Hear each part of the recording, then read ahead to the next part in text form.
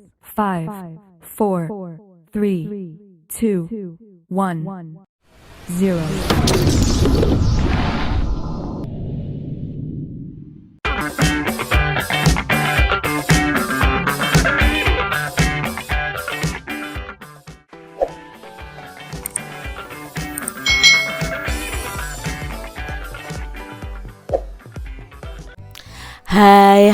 Hai, selamat datang di channel YouTube Kak Citra. Apa kabar adik-adik semuanya? Kak Citra berharap kalian dalam keadaan yang baik, sehat, dan siap untuk belajar ya. Hari ini kita akan belajar bersama-sama untuk mata pelajaran tematik kelas 3 nih. Kita masih belajar di tema 8, Praja Muda Karana atau Pramuka. Subtema 2, Aku Anak Mandiri, pembelajaran yang kelima. Mari adik-adik yang hebat, kita belajar dengan penuh semangat. Adik-adik pramuka yang hebat, perhatikan gambar berikut ini. Udin pemimpin kelompok Barung Biru. Udin memimpin teman-temannya mendirikan tenda untuk berkemah. Udin membagi tugas kepada semua anggota kelompok. Pembagian tugas dilakukan secara adil dan merata. Udin membagi tugas sesuai dengan keterampilan anggota kelompoknya. Semua anggota kelompok mengerjakan dengan senang dan gembira. Semua anggota mengerjakan pekerjaan secara mandiri. Adik-adik pramuka yang hebat, perhatikan gambar atau simbol burung Garuda berikut ini. Udin membagi tugas secara adil kepada semua anggota kelompok. Nah, pembagian tugas itu disesuaikan dengan kemampuan yang dimiliki oleh anggotanya. Udin ini sudah melaksanakan pengamalan sila kelima Pancasila. Sila kelima Pancasila itu berbunyi keadilan sosial ya. Sosial adik-adik ya, bagi seluruh rakyat Indonesia. Nah, lambang dari sila kelima ini adalah padi dan kapas. Adik-adik yang hebat, perhatikan perilaku sehari-hari berikut ini. Lalu tarik garis untuk menghubungkan dengan lambang sila Pancasila yang sesuai. Di sini ada perilaku dalam kehidupan sehari-hari, lalu akan kita hubungkan dengan lambang atau simbol dari Pancasila. Nah, apakah perilaku tersebut itu sesuai dengan sila pertama atau sila kedua dan selanjutnya. Nah, yang pertama adalah membantu teman yang kesulitan dan mendengarkan pendapatnya. Di sini ini adalah sikap yang sesuai dengan perilaku di sila kedua Pancasila yang simbolnya atau lambangnya adalah rantai. Berikutnya, bermain dengan semua teman tanpa pilih-pilih. Nah, ini sesuai dengan sila kelima Pancasila yang simbolnya adalah padi dan kapas.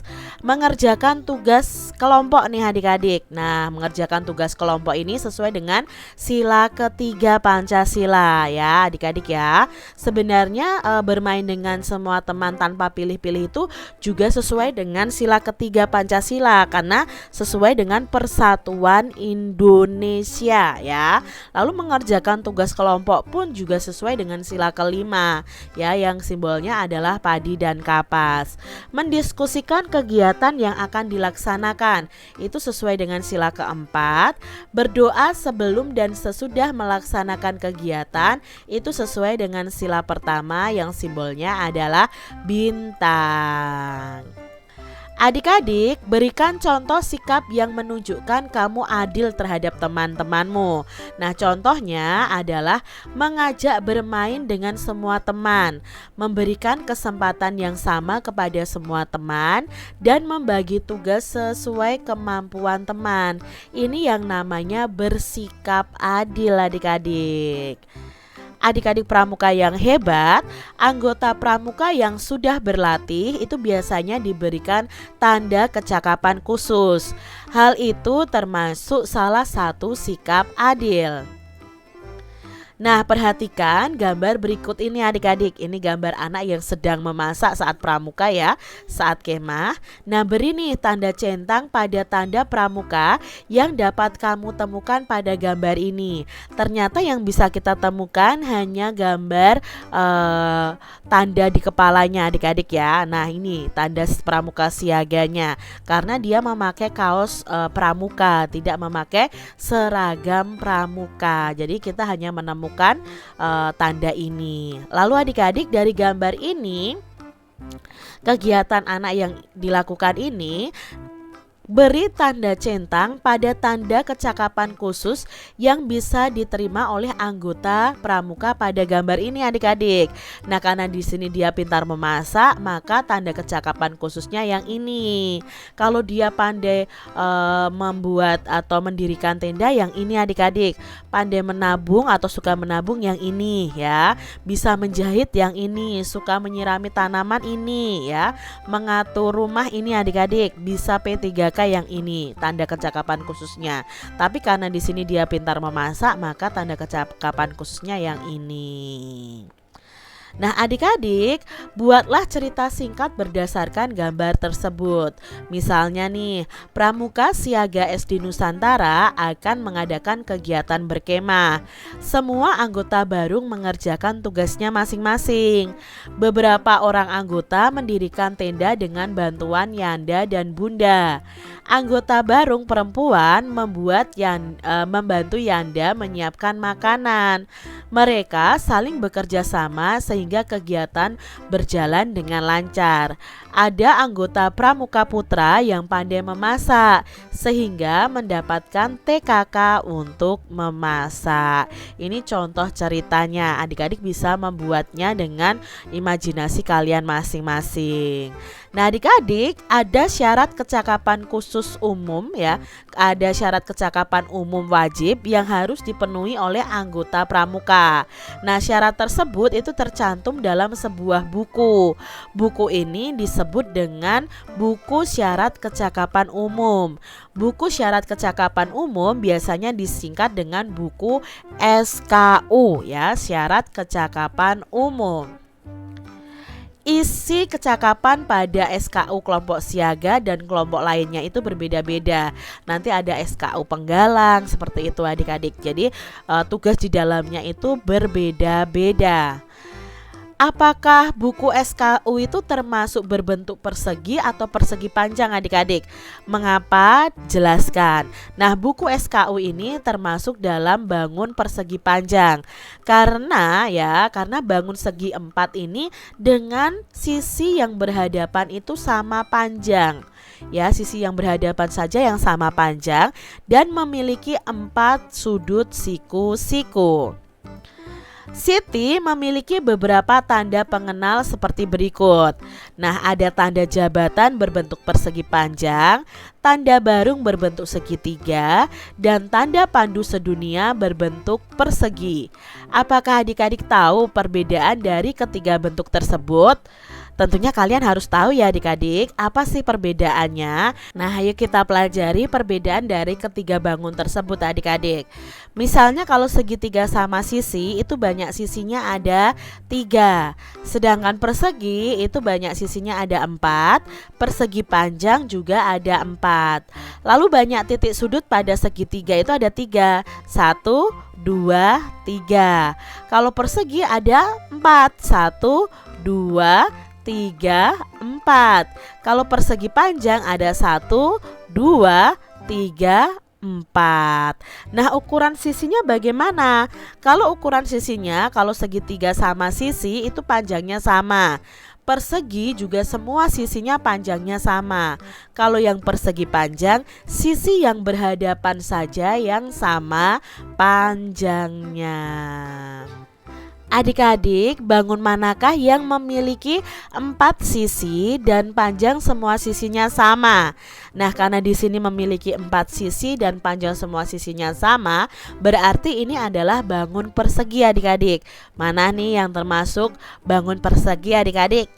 Ya, yang ini dan ini adik-adik. Ini memiliki 4 sisi dan panjang semua sisinya itu sama. Kita lihat soal berikutnya.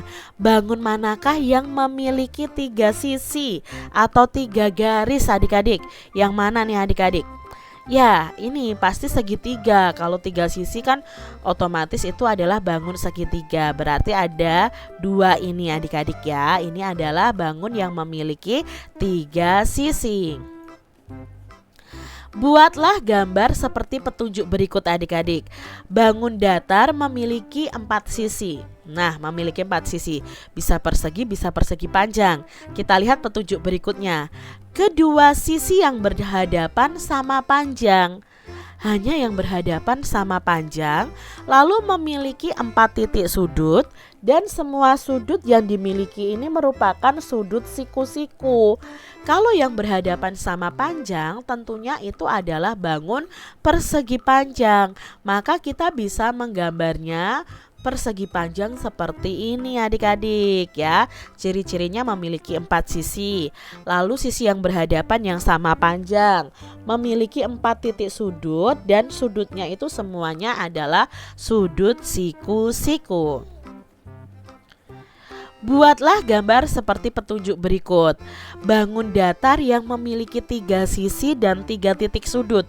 Nah, kalau 3 sisi dan 3 titik sudut, otomatis di sini bangun datarnya adalah segitiga.